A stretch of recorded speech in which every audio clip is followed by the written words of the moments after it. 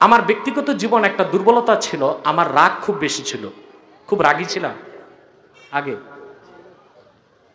মানে রাগ মানে অসম্ভব রাগ, রাগ উঠলে অস্ত্র বের করে ফেলতাম, বুঝলেন নাই?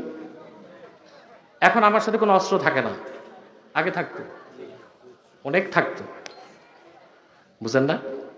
রাগের মাথায় আমি অস্ত্র ত্যাগ করে ফেলতাম। স্টেজে বহুত মানুষকে মারছি আগে, রাগ দমন করতে পারতাম না। কোরআন শিবির আয়াতের ব্যাখ্যা ইমাম হোসেন রাদিয়াল্লাহু তাআলা আনহুর একটা ঘটনা পড়ে আমি রাগ দমন করা শিখেছি। ইমামে হোসেন রাদিয়াল্লাহু তাআলা আনহু তিনি ওযু করতেছেন, ওযুর পাত্রটা ছিল খাদেমের হাতে, পাত্রটা ছিল লোহার। কি ছিল? ভুলক্রমে খাদেম পাত্র উঠাইছে, লোহার পাত্র লেগে ইমামে হোসেনের দাঁত শহীদ হয়ে গেছে।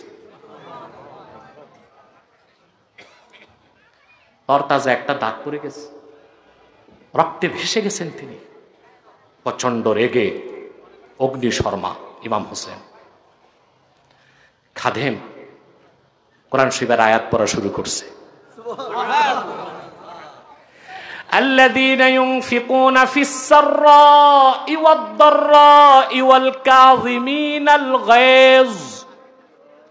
খাঁটি মুমিন মুত্তাকি মুহসিন বান্দা যারা, তারা রাগ দমন করে।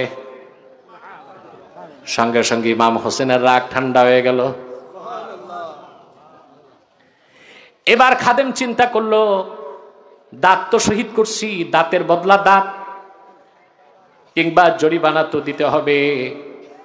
পরের আয়াত পড়তে লাগলো, ওয়াল কাযিমিন ওয়াল আফিনা আনিন নাসি ওয়াল্লাহু ইউহিব্বুল মুহসিনিন। খাঁটি মুমিন মুত্তাকি মুহসিন বান্দা যারা, তারা আল্লাহর রাজি খুশির জন্য আরেকজন মুসলমানকে বিনা শর্তে মাফ করে। ইমামে হোসেনের নূরের চেহারায় বিদ্যুতের ঝিলিক। তিনি বললেন, রে আল্লাহর বান্দা, ভয় পাইস না, রাগ দমন করলাম, আর আমার আল্লাহ রাজি খুশির জন্য তোরে ক্ষমাও করে দিলাম। সেদিন থেকে রাগ দমন করি, শিখছি রাগ দমন করা।